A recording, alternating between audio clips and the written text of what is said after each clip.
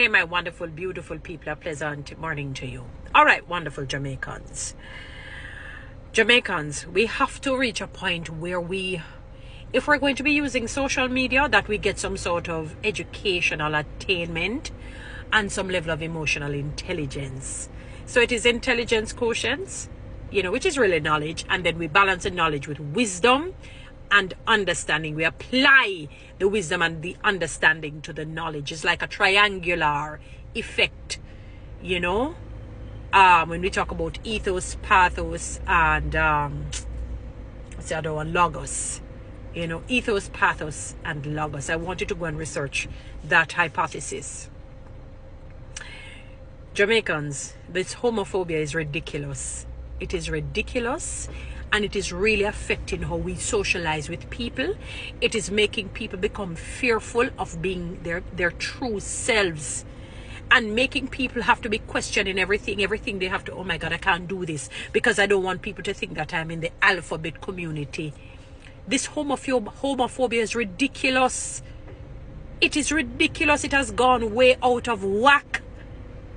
We're demonizing every act. We're demonizing everything that is maybe new to us. And because we're not socialized a particular way, we're all not socialized differently. You have people who in the uptown, for example, area who is socialized different. The uptown, the upper echelon of society, they're socialized different from those from the middle, socialized different from those in the lower echelon. We're socialized different. What you consider wise, some may not necessarily consider that wise. What you consider wise, some may not. Yes, we have a universal standard of what could be wise and right.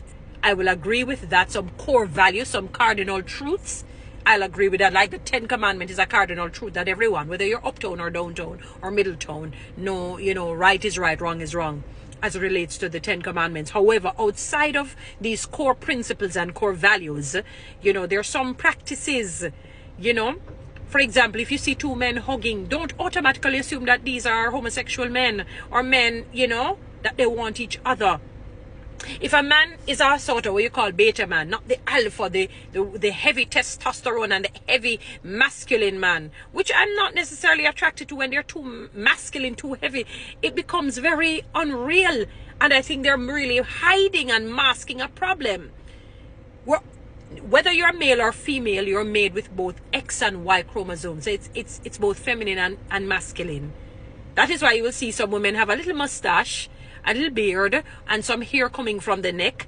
You know what I mean? It doesn't mean that this is a man. It means that you have to have that balance in us so that we can, one, it contributes to the woman understanding the man and the man understanding the woman. And it creates a balance in your hormones. This overly feminine or overly masculine is not necessarily good. I don't know where we get this from. This is not even created by God. God, in his infinite wisdom, knows why he created us with the X and Y chromosomes. He could have just made a woman with X alone and the men with just Y alone. But that we would have chaos, because completely, utterly, the man would never understand the woman. Completely, utterly, the woman would never understand the man.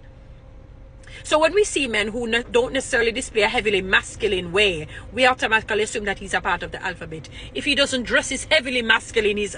What? This homophobia has destroyed us.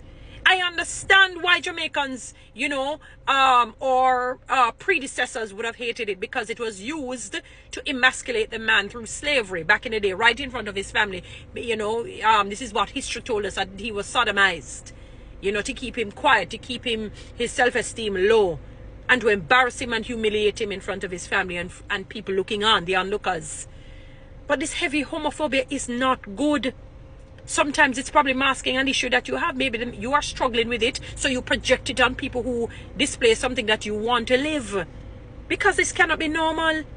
If you see two men hugging, automatically assume that they are this way. The Bible says, when he was talking to Christian men and women, he says, give each other a holy hug and a kiss.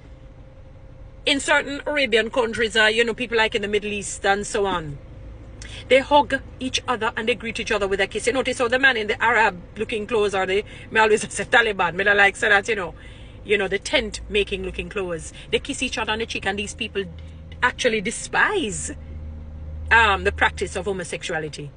But yet they greet each other because there is power in the affection. You know, the same homogeneity, the same. I never say homosexual or, you know. There is power in that oneness, male to male, in a heterosexual but healthy sense. When two men hug and greet each other with a holy, wholesome kiss, obviously not on the lips I'm talking, you know. And two females greet each other with a holy, wholesome hug and kiss. It lifts your self-esteem. God created us like that. It's not about doing something outside of the heterosexual way. It is how we are created. It's a part of us. Why would he make a mother and a father? You need that man-to-man connection, intimate but not sexual. You need that woman-to-woman connection, intimate but not sexual. That's how we are designed. And not all men are going to be heavily, the alpha male, heavily masculine. It doesn't mean that they're wuss. You know? This heavily, I don't even like men who are this heavily, and tough up your voice, and tough, and you just tough right through. Your voice tough, your face tough, everything, you just tough. You become scary, you look like a monster. I don't want Godzilla to take me down the aisle to say I do too. I don't want Godzilla or King Kong. You want somebody who is like a lion, like an eagle. You see how the lions are? When you have these zookeepers or whatever they call them, who raise these animals, you see how them loving on the male lion, loving on the male human? How they're loving the masculine lion, because there's a balance with the lion. That is why God likens us with the lion and the eagle, two kings. You know? And for the lionesses and the, whatever you call the eagle, the female eagles, the female.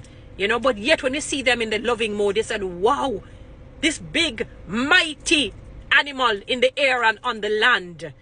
Look at them when they're in there. You see how them behave, like, you know, when they pet the little puppy dog them?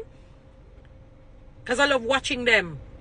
Yes, but when it's time for them to roar and to go out and hunt, then that side comes out, which is necessary. It's balance. This homophobia is not good. It is not godly. It's not right. Everything, I was saying to a man, I said, boy, I know women have it, we don't have it easy in some things, but why no men don't have it easy at all? Every little thing the man do, what kind of batty man thing that? It's ridiculous. And nowadays, if you don't agree with a man, or if you get into an altercation, or some sort of verbal combative war, the first thing is label the man a batty man, and you're telling people that people are this. I see people do it to people on TikTok, and people run with it and carry a message, a false message on people, and people are convinced that people are this when they're not. It is not a good thing. I despise it.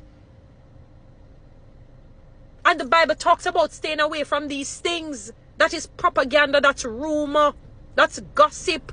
It's evil. And sometimes you wonder why some people's lives, sudden destruction happen to them because of things that hands and feet and mouths that are quick to rush to do evil. That's a part of the 7 things that God abhors. He loathes, he detests, he hates, he resents, he's bitter and hard against. Because he knows the destruction that follows it when you try to destroy people's reputation and try to singe their character. Their character is who they are. Reputation is what you think they are, who you think they are. This heavy homophobia is, I hate it with a passion. And I'm not in support of a lifestyle outside of heterosexuality. I'm not. I'm following what the Bible says. But I don't need to be homo and behave ridiculous. What if your family members are that and they treat you with honor and respect? What if your friends, your co-worker, what are you going to do? You don't have to show up, you don't have to behave this way. It's ridiculous. And I'm not saying that we must support the lifestyle, but this heavy homophobia where every little thing we call gay. It's ridiculous. Balance it.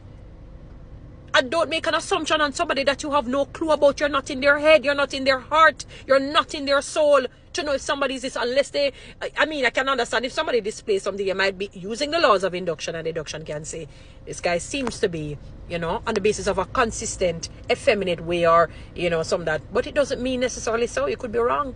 You still could be wrong. Unless they decide to say so and so.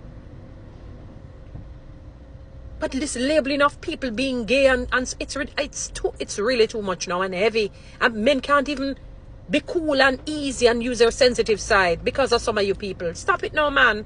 It's ridiculous.